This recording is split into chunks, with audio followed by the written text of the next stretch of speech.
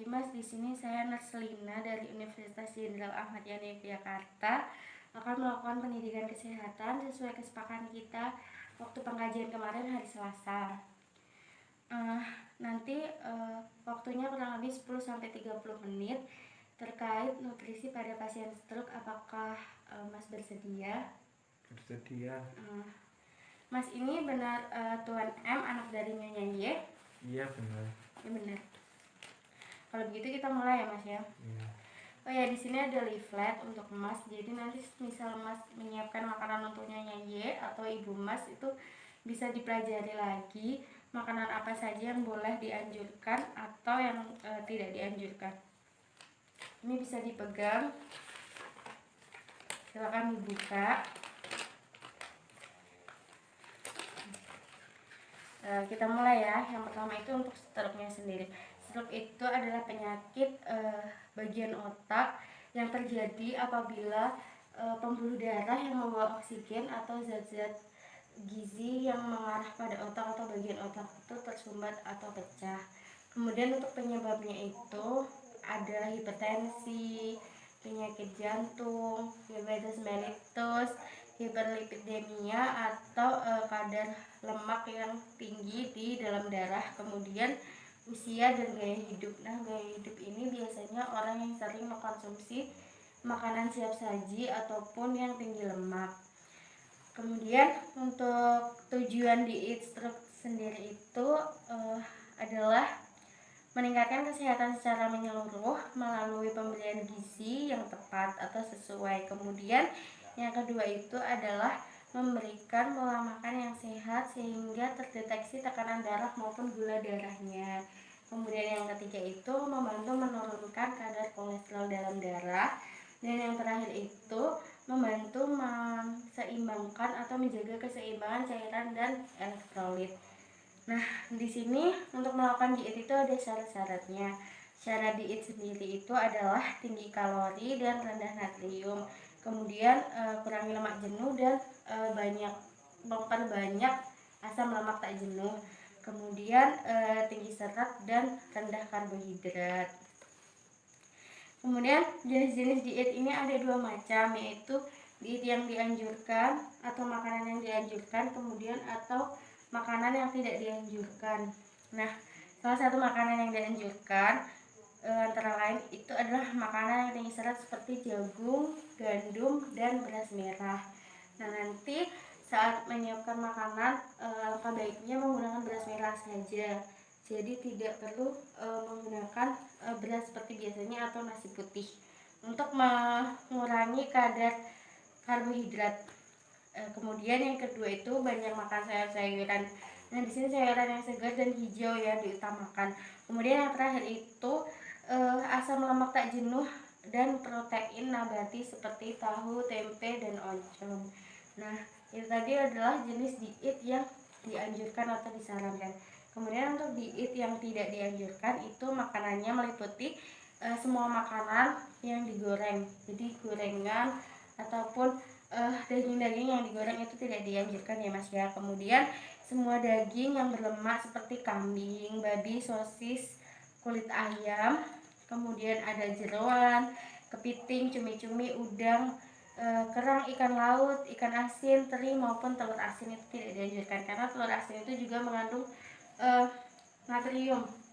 Jadi di sini pasien ini harus mengurangi tinggi natrium. Kemudian yang keempat ada roti atau kue yang mengandung soda kue atau juga garam ya.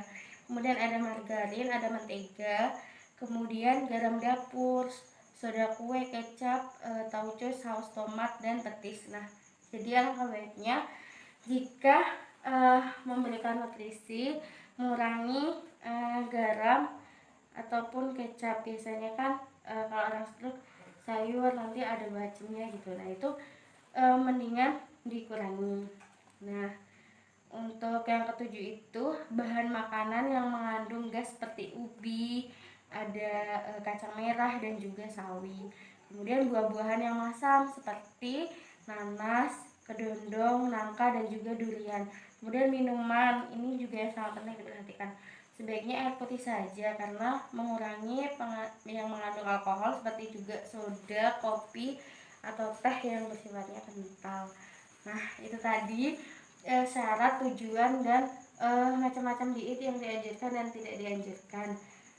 Sampai sini ada yang ingin diklarifikasi atau ditanyakan? Tidak. Baik, kalau tidak ada, itu tadi podcast dari saya, semoga bermanfaat. Tapi masnya sudah paham? Paham? Kalau begitu saya ingin mengulas kembali atau mengevaluasi apa yang sudah saya sampaikan menurut pemahaman mas sendiri. Baik mas, untuk pengertian stroke sendiri bisa dijelaskan itu apa? Kerusakan pada bagian otak yang terjadi apabila pembuluh darah yang membawa oksigen dan zat gizi ke otak tersumbat atau pecah. Baik, untuk penyebabnya apa saja?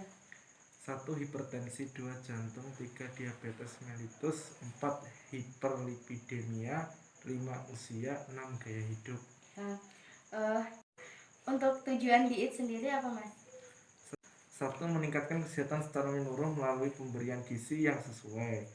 2. Memberikan pola makan yang sehat sehingga terdeteksi tekanan darah dan kadar gula darahnya. 3. Membantu menurunkan kolesterol darah.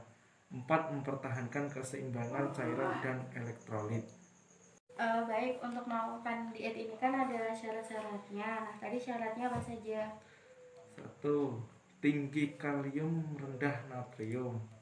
2. Kurangi lemak jenuh, utamakan asam lemak tak jenuh. 3. Tinggi serat, rendah karbohidrat.